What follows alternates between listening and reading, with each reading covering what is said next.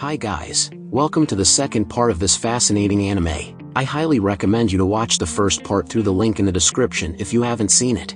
By the way, thanks a lot for my first 100 subscribers. It means a lot to me and your support could literally change my whole life.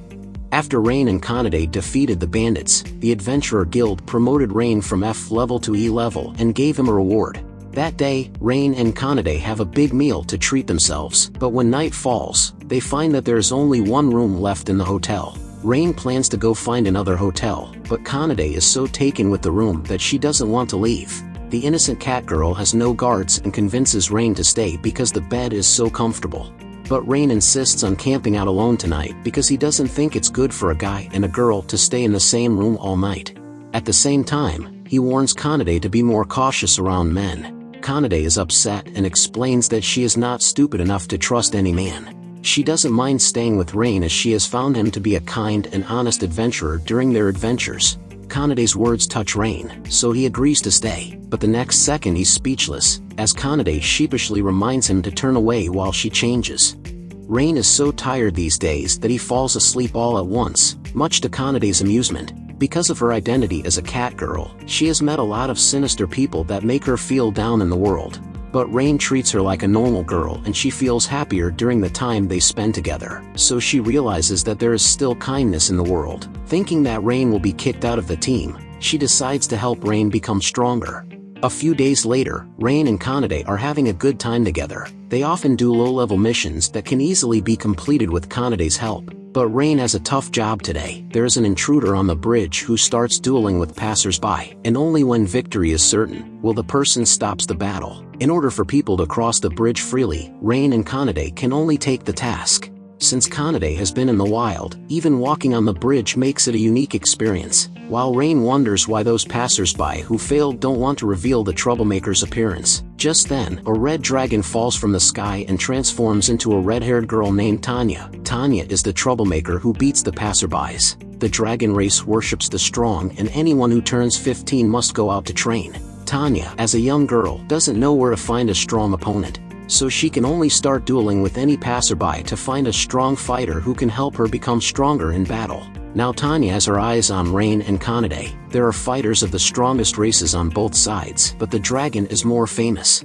Tanya takes the lead and burns Kanade's tail with her long-range fire-breathing skill. Kanade gets angry and breaks our super fast fighting power. Then Rein joins Kanade, but they are both thrown into the sky by Tanya. Fortunately, they have a tacit connection and dodge Tanya's flame attack by stepping on each other's feet. Rein feels Tanya's power after the fight, so he knows he can only defeat her with his taming skills. He asks Kanade to buy him a few minutes, and with absolute trust in Rein, Kanade agrees immediately. As Rein hides, Kanade and Tanya fight again. Kanade overdraws to stop Tanya from attacking Rein within minutes. Shortly after, at Rein's command, countless birds rush towards Tanya. But this level of attack can't hurt Tanya, who is ready to strike Rein to end the battle.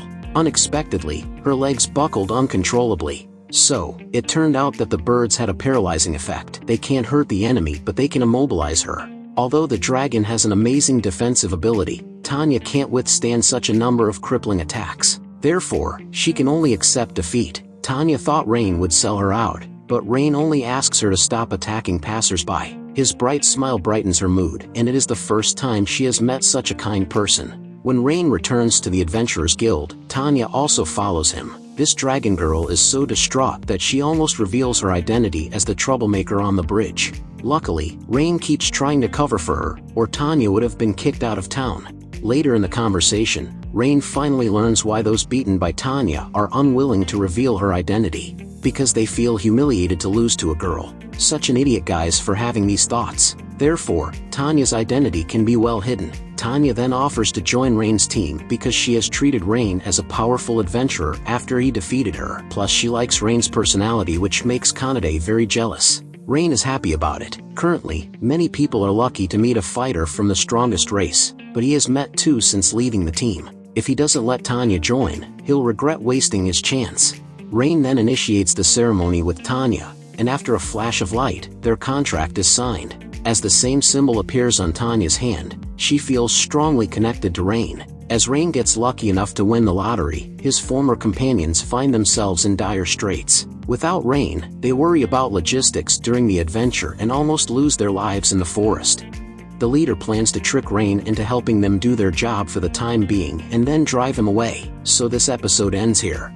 In the previous part, we saw that when Rein signed a contract with Kanade, he increased his speed, so let's wait to see how Rein will evolve after signing with Tanya, who is good both in magic and physically strength. Thanks for watching. Don't forget to subscribe to the channel for the next parts.